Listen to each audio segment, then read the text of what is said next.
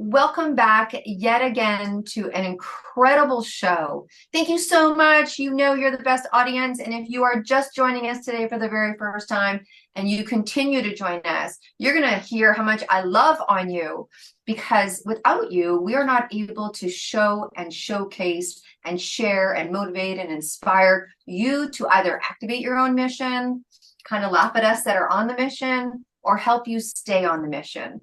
Because making that decision to really make something a part of your life, like your career or a project, or you're dedicated to a cause, that's something. That's something. But staying there, exploring that, going through what, in our family we call steak and lobster, rice and peas, all of the things that happen during the lifespan of an entrepreneurial project can be incredible. So hopefully you will join us each week and get inspired to continue doing yours or to do one. So I am very excited today. Why? Because I love the world of personal development as much as I love the world of business development. And I am very aware that we have many ways that we receive the information on what we should be doing, how we should be doing it, and the best yield for us to be doing that. And sometimes you'll hear people say things like, I got a message, I was inspired, it came to me through intuition, I got a download, and people are like, what is that? Well, I can tell you that our guest today has been living in that world for a very, very long time. Pre-show, little conversation, 3 years old, 5 years old. She may tell you today on how she has really, I think, been born divine. And then it's about what she has done with that to be able to help others. So Kazemaru is with us here today, all the way from Hawaii. So we're very excited. She has this beautiful radiant glow. For those of you that are not watching the video, I can tell you she's very sun-kissed and it looks absolutely beautiful. I'm over here in Canada where it's a little, what shall we say? Little pale and pasty today. Little pale and pasty today, but she is a very powerful and loving psychic medium, and we're going to have a conversation about how that is actually also her work. So welcome to Mission Accepted today. Thank you, and aloha. Right. So here's the interesting thing. I think that unless someone has been to an intuitive or to a medium or to a healer or to there can be maybe some confusion around the difference between these different titles. Now, sometimes it's a different title, but it's the same kind of work. But it's really what the healer or the practitioner identifies with that seems to define some of their work. So when I say psychic medium, maybe you can share with our audience today a little bit about either how that came to you, what it is that a psychic medium does. And I'd love to explore further in our conversation a bit about how you made that decision, or maybe it was made for you, that this would be your life's work. So maybe let's just start off a little bit about, how this came to you. Yeah. Very good. I think it came gradually, but was there with me from the beginning, since I was born, basically. And I thought it was normal. It was totally natural to me. So I thought that's how everybody sees the world, and that's how things work. So it took me some time to realize maybe it's not like that for everybody.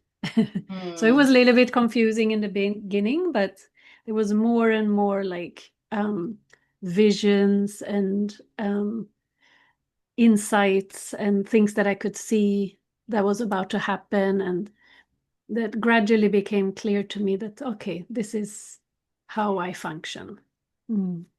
So it's a very natural, very natural path for me. It's a natural state for you. So it was something from when you were younger. You were sharing pre-show that, even as young as 5 years old, you started to you started to recognize that this was part of your life.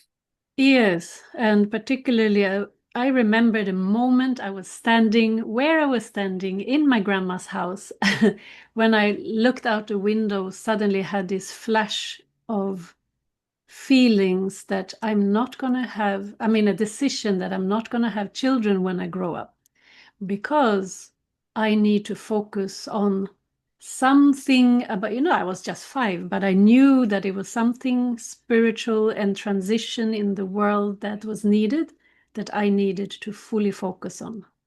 And I never left. You were talking about staying on the mission, and I never ever veered off that decision.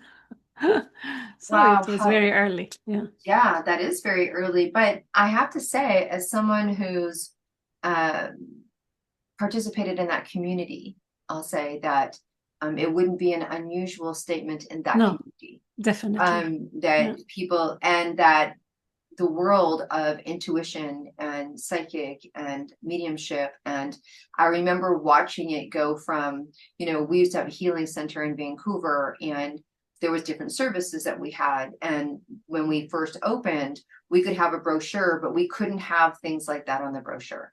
I had a Right. staff that did massage, but also did Reiki and clearing and mediumship and what have you. And we just had to put, massage, and then it started to become, more acceptable. And then I remember, there was these, big conversations around how presidents of companies and presidents of, were using, astrologists and That's right. and getting information, and all of that now has come to a place where it can be quite common conversation about people asking about all sorts of things. What, for example, are some of the things that people come to you with?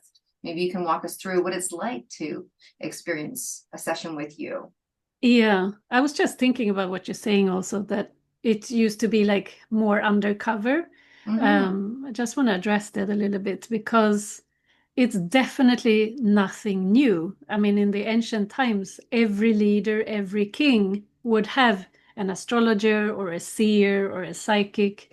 And where I am in Hawaii, that was totally normal. Mm-hmm. Not to consult a psychic or a seer would be like foolish. You have to like consult. So I think it's something that is maybe coming back to our culture and society, Mm-hmm. fortunately. And so, what they would come to for me when they come to me? Yeah, like what are some of the things that people come in, and what are some of the experiences? Maybe share with us without, Yeah, names or what it's have it's you, a but yeah. it's a really broad spectrum, which I am glad that it is, that I not pinned down to just do one area. So it can be anything from having um, lost their dog or cat and want to communicate with their pet. And then it can be someone who has people missing people. Where are they? What happened to them? Why don't we find them? Um, or having lost somebody. So somebody is in spirit, your child or someone significant, that you need to know how they are doing. And for me, it's important to bring them alive, because the soul being eternal, it creates a different sense of a loss. Mm. Um, so there's that. There's anything in between as well. Some people come because they are, you know, I lost something, I don't know, I can't find it. I can't find it. And I'm like, go look in your car. Did Oh you my really goodness, look? that's hilarious, right? Something really, but no, I mean, there's been, I'm sure lost documents. Mhm. And I'm sure it goes beyond I've lost my phone and, where did I leave it? But Yeah, there's, things of importance for sure. yeah. Wow. Yeah, absolutely. So, Transitions too is common, like being in a life transition, like I'm lost, I'm feeling lost, I don't know who I am, I don't know my value, where am I going next, should I be doing this, should I be doing that, should I mhm, move country, should I be with this person, all kind of like ambivalent yeah. situations. Yeah. I love that you talked earlier a little bit about exactly that, making those decisions, particularly, big life decisions that that kings used to go to advice for many different people. And we talk about that, like, who is your circle? Where are you going to advice from? Even in the book Think and Grow Rich by Napoleon Hill, he talks about creating a circle. And in that book, I mean, I read that, 10 or 12 times before before I knew it was a big hot thing to read. But in that circle, he even says, which is a really interesting if you realize how old that book is and how many years that's been around. It was not written at a time where people would say it was an open-minded community, right? And it's a book about business, and it's a book about structure and obtaining wealth. And there's a chapter in there that talks about you could even tap into, I believe he uses, and don't quote me, Henry Ford as an example, that even though Henry Ford is on the other side, you can literally tap into what would you do in this situation. Interesting. Yeah. Isn't that interesting? And it's a business book. It's about Think and Grow Rich. And at a time that they wrote it, you would not think that they would put something in there. But he said that you can make your team of people, not even people that are with you.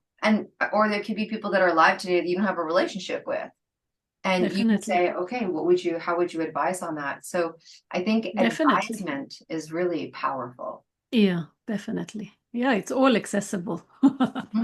It's like an invisible room you can step into if you just step out of your limited mind and physical awareness, I think.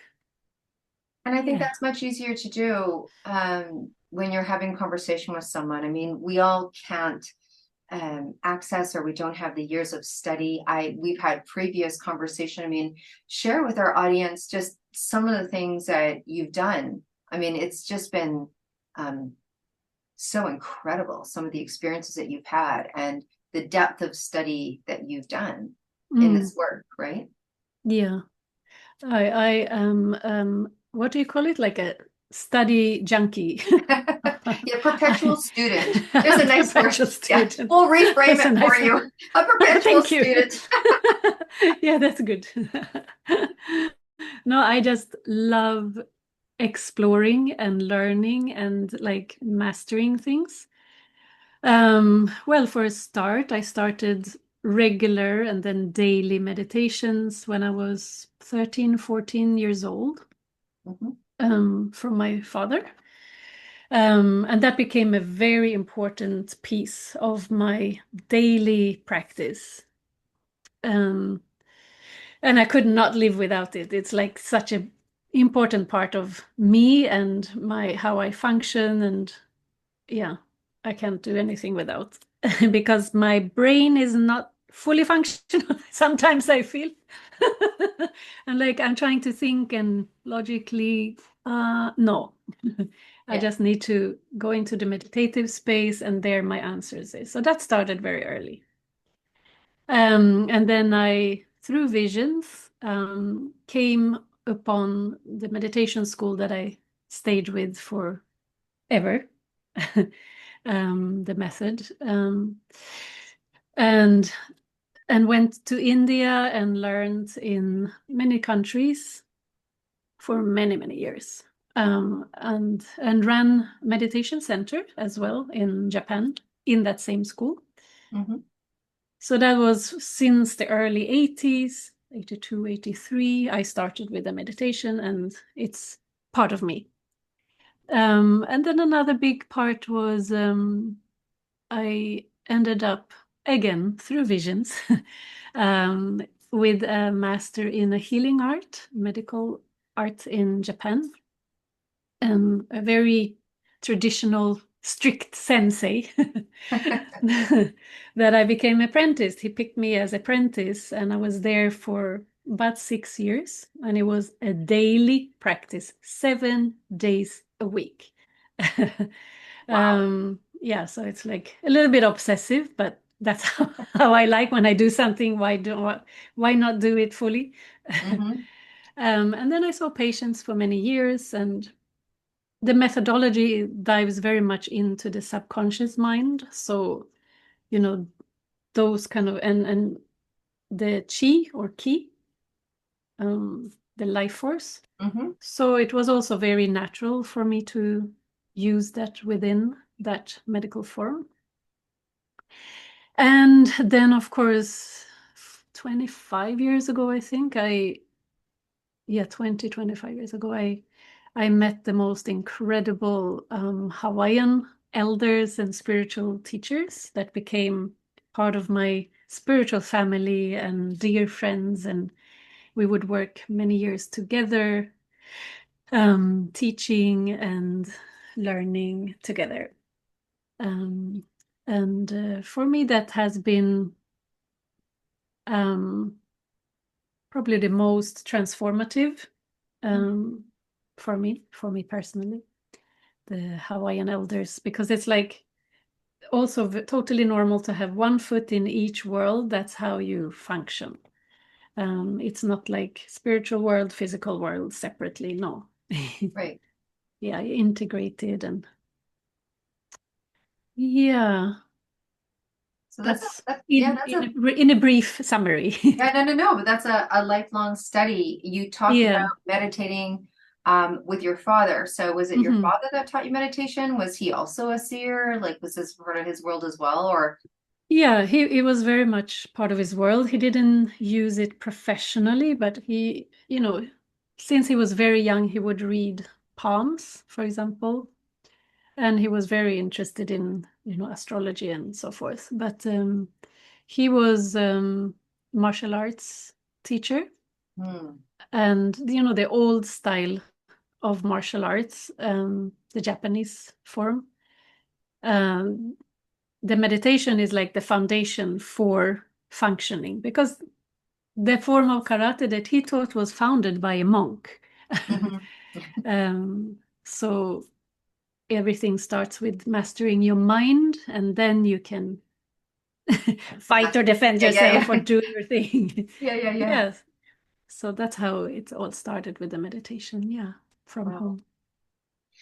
Have you ever, as you used to call it, the physical world and the world that you live in now, have you ever had a job outside of what you do now? Like, did you ever, like, were you ever like, a cocktail waitress in the local pub, or did you ever, maybe not that, but yeah.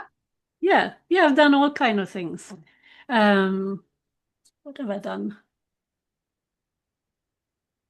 I have to think now. It's so long ago, but let me just think. You can edit it out, my blank space. No, it's your mind space. No, it's just, it's always interesting the things that we have What did I done, do? Yeah, I know. and Well, one of my fun things that I used to do was working on a yacht. One of my weekend jobs in Japan was taking out crew on a big company, recruitment company. And it was the years when Japan was very, very wealthy. It was before the bubble, they call it. And so they owned these luxurious yachts. So I was part of the sailing crew and navigating and everything. So I love the ocean. So that was fantastic little side job. And in the early days, I think my first professional job was probably a fitness instructor. So that's, very physical. yeah, no, absolutely. Yeah. Like that. Oh my goodness, that's funny. Well, ironically, that's one thing that we have in common. But I'll tell Oh yeah, you, really? Oh, nice. I tell you, so I was working at a nightclub because it was, as you say, very abundant, like Yeah. it was this is a very abundant time. And so Yeah. what we would make on tips, I mean, we didn't even need to cash our paychecks. It was just so incredible. So I was working Yeah. at a late night pub. And so I'd get up in the morning, after very little sleep, and would go learn how to be a fitness instructor. And then I chose to learn how to be a fitness instructor to kids, right? It was Nice. so interesting and so fun. And then I graduated, and then going out, I was like, I was making 6 times more working in the pub, listening to music. So music's my breath of air, right? Yeah. And I was like, well, that was fun. And I continued to work in the pub and listen to music because it made me happy, and it was joyful, and it was great. But nice. so there you go. Something I lined up there. That's so I interesting. think for me also, needed the physical because I was in martial arts many years too. Mm-hmm. So very physical, 4 days a week. You know, when other teenagers out chasing boys or drinking or something, you know, I was in the martial arts studio. I was doing my karate 3 hours, like 4 days a week. Oh, wow. And then dance classes and then fitness instructor. And I think it is looking back because I was so out of my body all the time. I needed that connector to the world to find where is my body almost. And like to connect in this world, I needed to connect to my body and therefore became very active physically. Yeah. Wow. When did you decide what was like, was it a moment in time or did it organically go into this is going to be my work? This love that I have or Psychic. natural divinity that I have to be able to function in the spirit world what came about that decision? You mean about the psychic mediumship or? Yeah. Yeah, Yeah. yeah. Um, I tried very hard to function like a normal person Mm-hmm. for several years in between. I did work within corporate, wellness. And I also tried to be very structured, and everything just crumbled and went wrong. I couldn't figure out. I also experienced a major loss in life of my beloved spiritual friend and teacher. So everything started to crumble, and I tried everything to get back on my feet, to get my mind straight, and nothing helped. Nothing worked. And during one of my meditations, I heard a voice saying, "You have to go to see a psychic." And I'm like, okay, I'll do that then. And she happened to be a very well-known, I didn't know that at the time, but an exceptional woman. Um, really on point, very accurate. And she kept on asking me, but you're a psychic too. Why are you not working with? You have to get back to use it for other people. You used to use it. Why did you stop? I'm like, oh, I don't know. um, and so once I heard what she told me, like psychically, what's going on with me, what direction um, I ought to be looking at for a better life, more happy life, which was totally contradictory to what I was thinking. Everything started to open up, and I started to feel completely back to myself, blossoming again. Mm. And so it was really first for me how much it helped me to get reconnected to the soul that I am. And then she gave me the orders, get back to it. And so I had to listen. Yeah. Yeah, and ever since, I've been on that track, and I'm so, so glad that I listened. Oh my goodness. I want to ask because there's many people that have probably been in that situation, whether it's this craft or another craft where something that they needed to do, something they had natural aptitude for, something that they did and they went over in this direction, and then, to come back to it, or to want to come back to, or still yearn for it, or they're in that transition phase. What would you like? What would you say from your experience? Obviously, it became a breath of fresh air, but I'm sure there was a transition from the time you went to see her till the time that you went back into practice. But was there anything that helped you take what she said and really apply it? What did it just hit a knowingness inside you, or now you're starting to build a business, and that takes other things to it, right? Like businesses and names and where and prices and brochures and that kind of thing. And that part can stop people moving into their knowingness. Is there anything about that process that you can share with the audience that you found worked for you? Yeah, I first of all, I think it works different for each one. Mm-hmm. Like for me, the logical strategies and things just crumbles everything. But for Mm. some people who have a better brain than me, it might work exceptionally well. So I think first thing is to know ourselves and how we innately function. That's the first thing everybody, I feel, needs to fully understand, like have a map of Mm-hmm. their internal environment. And so for me, it was that knowing of, oh, this is actually how I function best, intuitively and psychically. So I just started to more trust. And the more I trusted, the more I listened, the more things just naturally fell into place, really.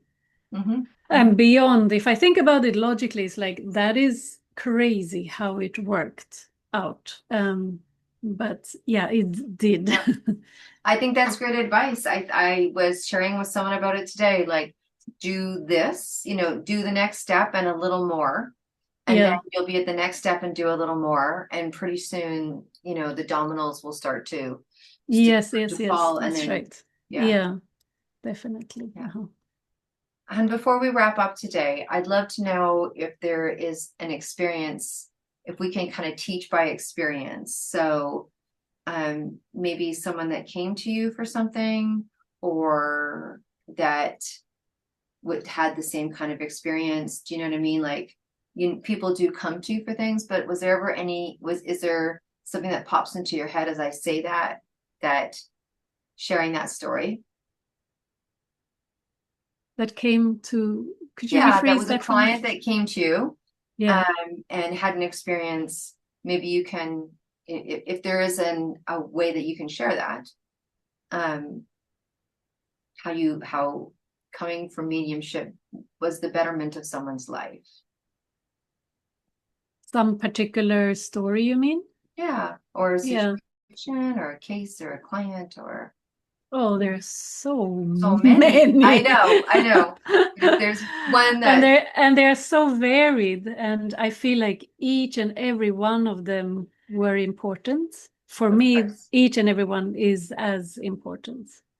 Um, but I think maybe, when you're the most puzzled and disturbed, when someone is most puzzled and disturbed, might feel like the biggest impact. I don't think that's like true because everybody, Of course. yeah. Yeah. But there has been a couple of like you would call it psychic detection cases where, beloveds are missing and nobody can find them, nobody knows what happened to them, etc. And that, of course, when someone passes away, it's soul crushing, but at Mhm. least you know what happened to them, where they are, and you can go through the grief process. But when someone is missing, yeah, I really feel for those people who have gone through that. Mhm. And so some of those cases I feel have been very significant to be there with them and show where they are, because sometimes it has like be shown through me what happened before the police and detectives could find out. Mhm. And so it's like the families could be prepared that, oh, this could be actually the case, and start to process it so that they don't get, a knock on the door, the police saying, okay, they got killed. Oh, what? Yeah. You're not supposed to say that word Oh no, that's online. okay. No, no, no, it's okay. No, Yeah, no, no. blur it No, no, out no. or I think whatever. I think everyone listening is over the age of that understands that, Okay, that's good. if So there's someone's missing and there's police involved, chances are yeah. something's happened. Yeah. Yes, and rather than, because the police have to do their job and they have to deliver maybe gruesome news Mhm. sometimes, but for the person receiving that news, it could be helpful in beforehand to get someone who holds their hand with compassion and also can give the insight and feeling that they have just transitioned. The soul is still alive. The love bond never dies, but unfortunately this has like been the transition. Mhm. Mhm. um, I think that makes a huge difference in somebody's life, for example. No, no, no. Yeah. Absolutely. I mean, and I think um just the information that you just shared there about the love bond never goes away. Yeah. I Mm. mean, I think that within itself is Yeah. soothing for anyone, all of us Yeah. that have Yeah. ever lost Yeah. anyone, whether it was difficult or a situation like that. I So, think the hardest ones are probably when someone has lost their child. mhm, In the beginning, I thought I cannot do this work because I would cry for the rest of the day, like mhm, literally. Because the way I work also, I see things, I hear things, I smell, taste everything, but I mainly step into and blend with people. mhm, And so I feel everything. And that's how I read. And so I would feel the grief of the mother. I would feel the, transition and the child, and how they are more worried about leaving their parent behind. mhm. So those also are very something that is close to my heart to help people in that situation, because it's I thought I could never do it because I cried so much myself in the beginning. But then you learn, like, oh, okay, I'm not going to be helpful if I'm sitting here sobbing with them. Yeah, yeah, Yeah. yeah. Well, Yeah. it's big work, right? It can be Yeah. big work. It can be, like you said, someone's lost some documents to Yeah. some situations of grandeur, and Yeah. it is when people say it's a calling, it's Yeah. a gift, and yet you still have choice, right? You Yeah. still have choice, and there's that's why there's many different types of people in the craft that do different things. And Yeah. yeah. For me, I think it's like I'm probably, like, on many levels a healer at heart. Mm-hmm. I just want to see people happy and whole and feeling the love that exists in life. Love, not in relationships, just the universal energy of love. And I think that drives me to do what I do. Yeah. Yeah. Mm. I think that's a beautiful place to leave off. And of Sure. course, we're going to have all of your information in the show notes. And I think if someone has followed this journey of conversation with us today, that they're going to have more conversation that needs to happen, they're absolutely able to have that conversation and reach out with you. I'm Definitely. going to shift the energy, as you say, and I'm going to ask you something. So I really believe that music is a powerful form Oh, of yeah. healing, and I don't think that there's Yes. too many people that Yes, would yes, argue yes. with it.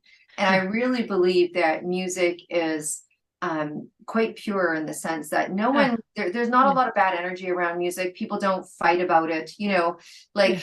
they don't like, I'm not gonna like you because you like jazz and I like country, you know what I mean? So I like Right. country, and I get probably more like, well, country, and I'm like, just saying, do you like blues? Do you like jazz? Because it probably came from that. But Yeah. anyways, we all have music that changes our life. We all have Yeah. music at different stages in our life. But I'd have to Definitely. say, if you were on your way to a desert island and you had your suitcase and you had room for one record, and there was a beautiful Just record player on this island, what record or song or artist could you not imagine not listening to for the rest of your days? oh my gosh. I know. It's I like am a very, hardest like, question. according to the mood, I go through different artists and I listen obsessively to them. But I have, of course, my deepest love is for Hawaiian music. Okay. And Is there a particular artist? Is there a particular song? yeah, I mean, there are different ones, but there is one group called the Makaha Sons, and it's the only group they have been playing from it. You know, Is? No. Oh no, he made that Over the Rainbow Hawaiian version, very famous. Anyway, he Oh, I know who you're started, talking about. Yeah. yeah, they started together. Mm. And it's the only time when I listen to music that I'm feeling like this is when I pass away, this is what I want to listen to. Wow. Okay. Well, that's impactful music. That's impactful music. Yeah. Otherwise, the song that I come back to is probably, well, he's also from Hawaii, yeah, Bruno Mars. more lighter, fun song, but also significant for me is Talking to the Moon. I love that, talking to, because that's what I do. It's been a real pleasure learning more about you and learning more about what you do and how that came to be. Thank you so much for being on the show with us today. Thank you so much for taking me on the ride. Taking you on the ride. It's been a pleasure. Yes, thank you for having me. Absolutely. Always a pleasure to talk to you. No, right? And we have more to do. We have more to do. You'll be able to, I'm going to talk to the audience a little bit. You can reach out and have a wonderful conversation in private. You can also come to our next summit. You can come to our next summit and hear more of this wonderful lady.